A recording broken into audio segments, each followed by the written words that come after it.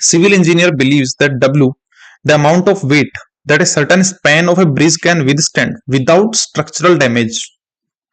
ठीक है भाई, तो ये जो वेट W है वो कोई पर्टिकुलर स्पैन है, वो विथस्टैंड कर सकता है विदाउट स्ट्रक्चरल डैमेज, ठीक है, is normally distributed with mean of 400 and standard deviation of 40। मतलब इसका जो विथस्टैंड कर सकता है ना, वो वेट कितना वेट विथस्टैंड कर सकता है उसका मीन दे रखा है भाई तुम्हें। वो मीन दे रखा है भाई 400 और तुम्हें स्टैंडर्ड डेविएशन दे रखा है भाई 40, ठीक है। Suppose that the weight of A car, है ना, एक कार है भाई, is a random variable with A mean of 3। भाई इस कार का जो वेट है उसको कुछ मान लेते हैं अपन एक्स, तो उसका मीन है भाई 3, मीन है उसका 3 और उसका स्टैंडर्ड डेविएशन है भाई 0.3, ठीक है ना। How many cars would need to be on the bridge span for the probability of structural damage to exceed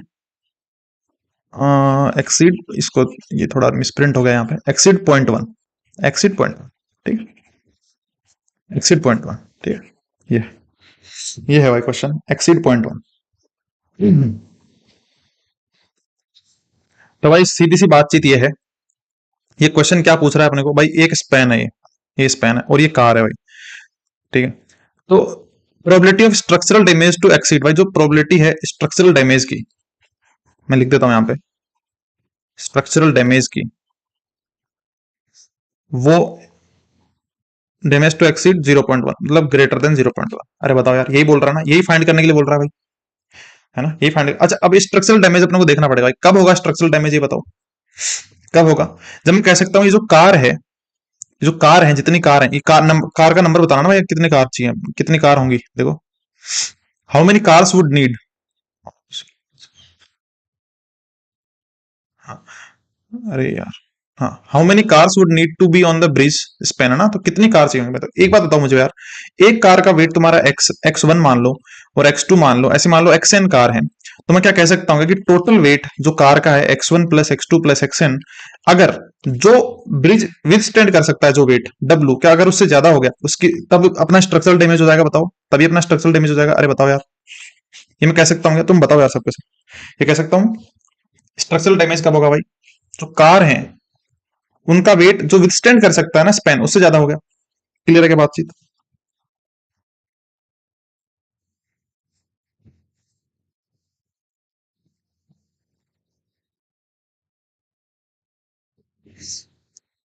ये क्लियर है क्या, इतनी कहानी, बस इतनी कहानी क्लियर है तो भाई मामला बन गया, देखो इनको सबको एक तरफ ले लेते हैं पर ना, x one plus x two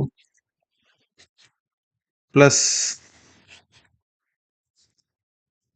x n minus डब्ल्यू ग्रेटर देन 0, और ये ग्रेटर देन 0.1 है, ठीक है। इसकी भाई अपने को अगर देखो, ये बताओ ये किसको फॉलो कर रहा है भाई, देखो ये समेशन है ना, रैंडम वेरिएबल का, ये नॉर्मल डिस्ट्रीब्यूशन को फॉलो करता है ना, सेंट्रल लिमिट थ्योरम से।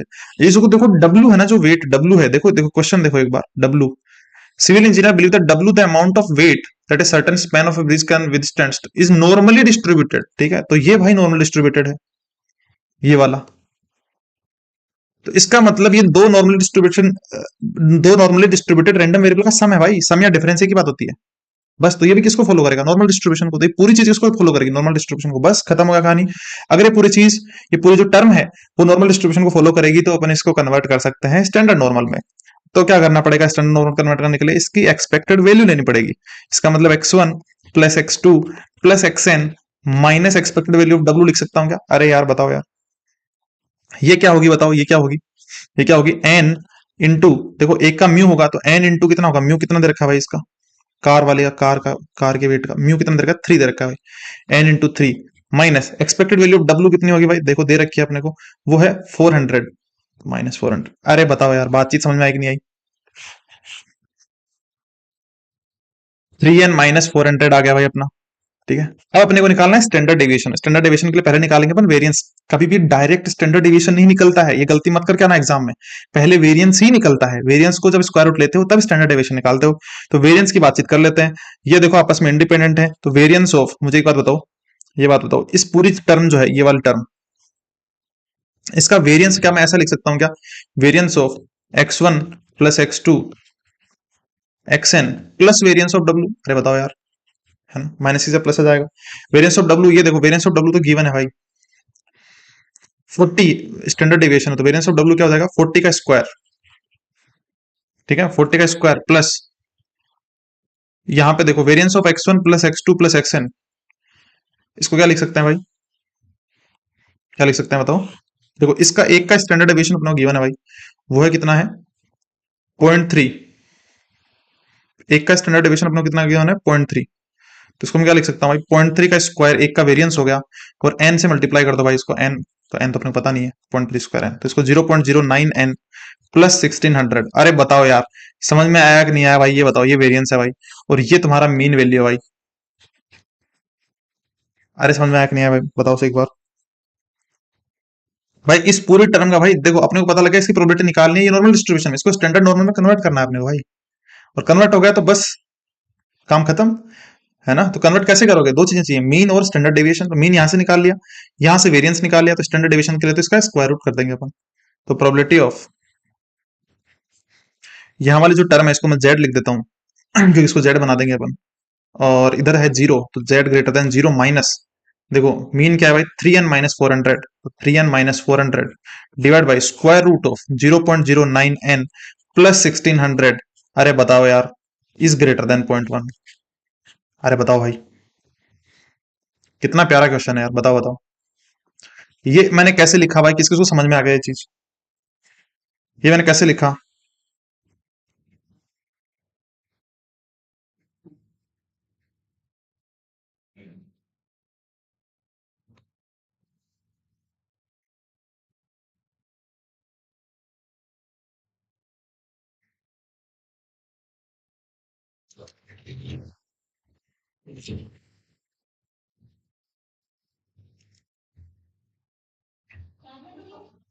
ना मीटिंग चल रही मेरी, ना ना। हम्म,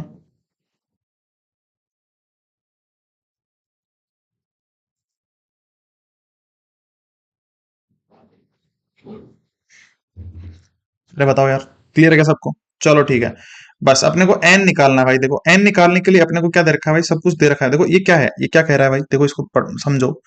ये कुछ जेड आएगा, तो ये स्टैंडर्ड नॉर्मल है, तो यहाँ पे तुम्हारा कुछ जेड आएगा, है ना, कुछ जेड आएगा, मान लो कि उसकी वैल्यू ग्रेटर देन 0.1 होनी चाहिए भाई। देखो ये कुछ जेड जेड मान लो यहाँ पे आ गया, है ना, और ये जो प्रोबेबिलिटी है वो ग्रेटर देन 0.1 होनी चाहिए, है ना, ये 0.1 प्रोबेबिलिटी।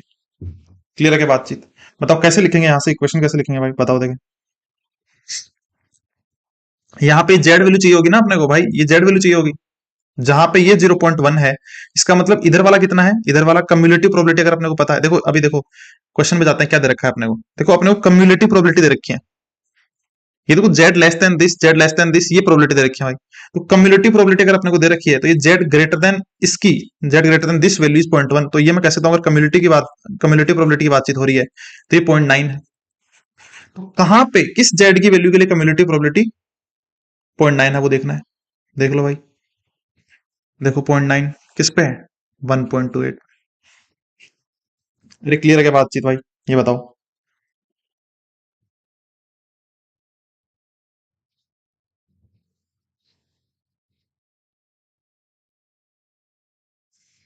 ये क्लियर है क्या कहानी।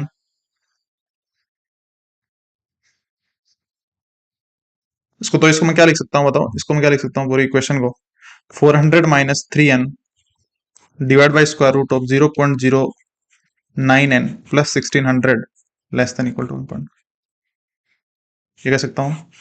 क्यों लेस देन इक्वल टू, देखो ग्रेटर देन 0.1 है, ग्रेटर देन 0.1 कब होगा, जब तुम इधर से इधर मूव करोगे, है ना, तो less than equal to 1.2। Clear है क्या बातचीत, क्लियर है क्या कहानी भाई, क्लियर है। अरे बताओ यार, चलो। तो ये एक क्वेश्चन था भाई, सेंट्रल लिमिट थ्योरम का अपन ने क्वेश्चन कर लिया। अब अपन आगे चलते हैं भाई। अब देखो सेंट्रल लिमिट थ्योरम को अपन एक बार बाइनोमियल के केस में भी लगा के देख लेते हैं, वहां पे ये पूछ जा सकती है। तो जैसे मान लो अपन देखो, जो अपने बर्नौली रैंडम वेरिएबल होते हैं ना, क्या रैंडम वेरिएबल होते हैं बर्नौली, जैसे मान लो एक रैंडम वेरिएबल x1 बर्नौली है, तो उसमें क्या होता है, सक्सेस फेलियर की बातचीत होती है यार, 0 1, यही तो होता है ना बर्नौली रैंडम वेरिएबल। और अगर अपने पास बहुत सारे बर्नौली रैंडम वेरिएबल है, मान लो n बर्नौली रैंडम वेरिएबल है, तो क्या बन जाता है, बाइनोमियल बन जाता है ना। अरे बताओ, n ट्रायल के अंदर r सक्सेस, है ना, तो हर ट्रायल के अंदर क्या होगा, या तो सक्सेस होगा या फेलियर होगा, सक्सेस होगा या फेलियर होगा, क्या बन जाता है, बाइनोमियल बन जाता है। ठीक है। और अगर एन लार्ज है, एन लार्ज है, तो ये बाइनोमियल किसमें कन्वर्ट हो जाता है भाई, किसमें कन्वर्ट हो जाता है बताओ, क्योंकि ये सब बर्नौली से आए हैं। और अगर एन लार्ज हो गया तो क्या बन जाएगा, सम है ना, समेशन ऑफ रैंडम वेरिएबल, क्या किसमें कन्वर्ट हो जाएगा भाई, normal distribution, central limit theorem से। तो x1 plus x2 plus xn ये नॉर्मल डिस्ट्रीब्यूशन को फॉलो करेगा। अगर इसको फॉलो करेगा तो मान लो अगर इसको z स्कोर में कन्वर्ट करना हो तो इसका मीन क्या होगा भाई, इसका मीन क्या होगा, देखो ये बर्नौली रैंडम वेरिएबल भाई, इसकी एक्सपेक्टेड वैल्यू p होती है, p है ना, तुम कर सकते हो, देखो 1 है, सक्सेस की प्रोबेबिलिटी p है, इसकी 0 है तो 1 माइनस p, तो एक्सपेक्टेड वैल्यू क्या होगी p। ये कितनी बार जुड़ा है भाई, n बार, तो expected value of this binomial random variable क्या होगी, इसको मैं अगर x बोलूं तो np, और वेरिएंस क्या होता है भाई, np इंटू 1 माइनस p। अरे क्लियर है क्या बातचीत, यस कहानी खत्म, क्वेश्चन करते हैं अपन।